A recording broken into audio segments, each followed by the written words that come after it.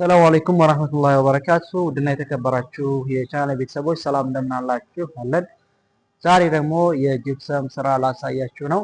እንደምትመለከቱት ይሄ ቤት ይሄ መስጂድ ነው። ከመሰራቱ በፊት እንዴት እንደነበረ መጀመሪያ መለስ ብለን እንመልከትና ያለውን ነገር ደግሞ ሁሉንም ስራውን ማስቀኛችሁ ነው የሚሆነው። እስከ መጨረሻ አብራችሁን ቆዩ። ለቻናላችን አዲስ ከሆናችሁ ሁላችሁም ቪዲዮውን ላይክ አድርጉ። ሀሳብ አስተያየት ካላችሁ ኮሜንት ላይ አስቀምጡ።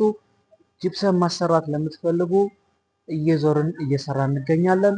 በአዲስ አበባም እየሰራን ነው። በክፍለ ሀገር በአማራ ክልል በወሎ አካባቢ እየሰራ እንገኛለን። እስከ ሸዋሮቢት ድረስ እየሄድን ማለት ነው። ከሸዋሮቢት ሰንበቴ፣ ጨፋ፣ አጣዬ የመሳሰሉት በዚህም ደግሞ በመኮይ በማጀቴ የተለያዩ አካባቢ የተንቀሳቀስን በደቡብ ወሎ፣ ሰሜን ወሎ፣ ደሴ ዙሪያ እየሰራን ነው የምንገኘው እስከ ባቲ ድረስ ማለት ነው።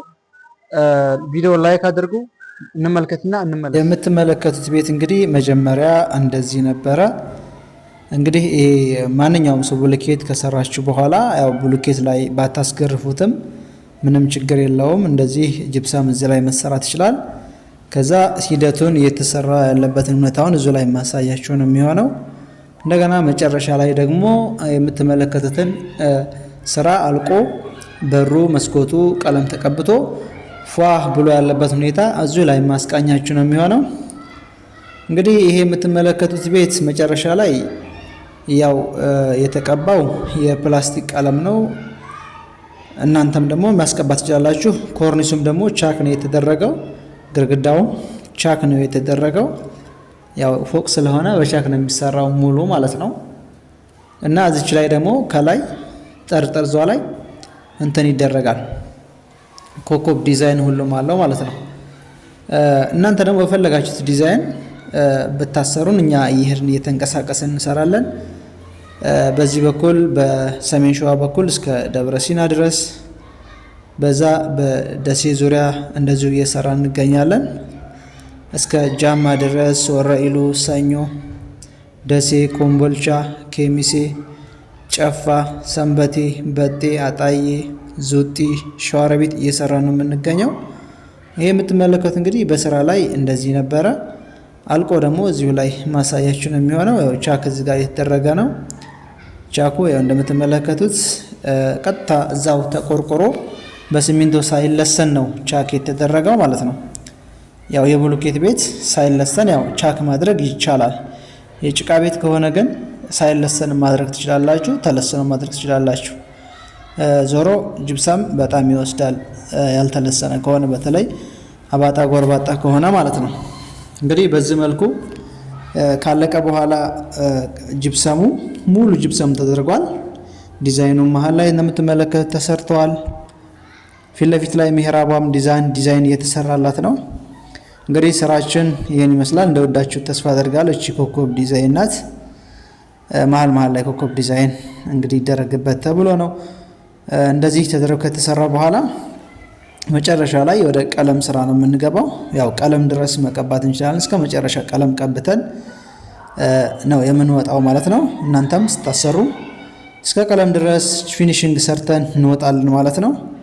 ዞሮ ከታች እንትኑ ማለቅ አለበት። ቀለም ከመቀባቱ በፊት ጂፕሰም ከተሰራ በኋላ ቤታችሁ ሊሾ መደረግ አለበት።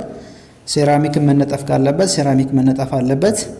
ከዛ ወደ ቀለም ስራ ይቀባል። ከታች ዘኮሎ ስለሚቀባ ይሄ ሲጠረግ እንደገና ደግሞ ተጠርጎ እንደገና እንትን ሲባል ያበላሹታል ቀለሙን ማለት ነው።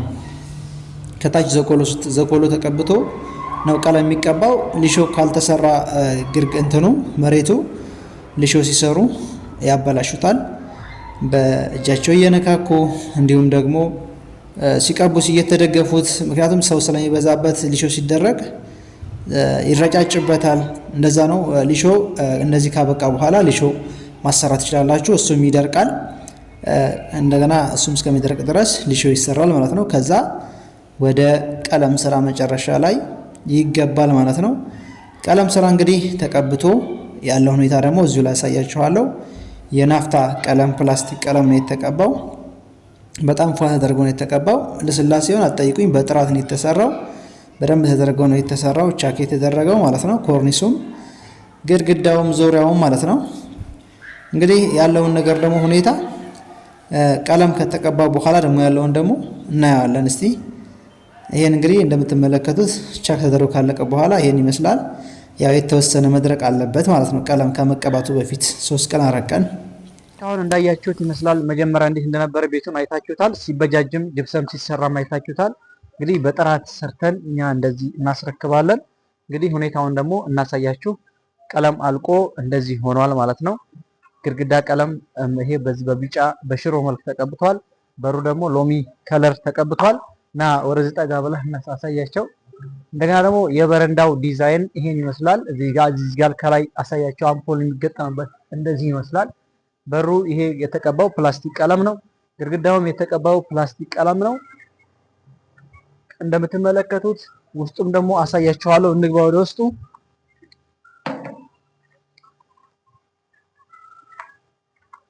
ውስጡ እንደምትመለከቱት ሁሉም አልቆ እንደዚህ ሆኗል ማለት ነው። እንዳያችሁት ማለት ነው። እንደምትመለከቱት በጣም አምሮበታል። እዚህ ጋር ዲዛይን ኮከብ አድርገንበታል። እዛ ጋርም ኮከብ አለ። ዳር ዳር ላይ ደግሞ የተደረጉት ዲዛይን እንደምትመለከቷቸው ናቸው። እንግዲህ ቀለም ሽሮ መልክ ነው ውስጡ የተቀባው። ከታች ዘኮሎ ተቀብቷል። እንግዲህ ይሄን ይመስላል። ማሰራት ለምትፈልጉ እኛን በፈለጋችሁበት ቦታ ብትልኩን ሂደን እንሰራለን። በታማኝነት ሙሉ እቃ አቅርበን ጅብሰም አቅርበን እስከ እጅ ሂሳብ የምናወጣላችሁ ነው የሚሆነው። እናንተም ደግሞ ከፈለጋችሁ ጅብሰም አቅርባችሁ የእጅ ብቻ ሂደን የእጅ ብቻ ነግረናችሁ ሂሳብ ሰርተን ለእናንተ ከተስማማን የምንሰራ ይሆናል ማለት ነው። እንግዲህ ያለውን ነገር ደግሞ እንመልከተው።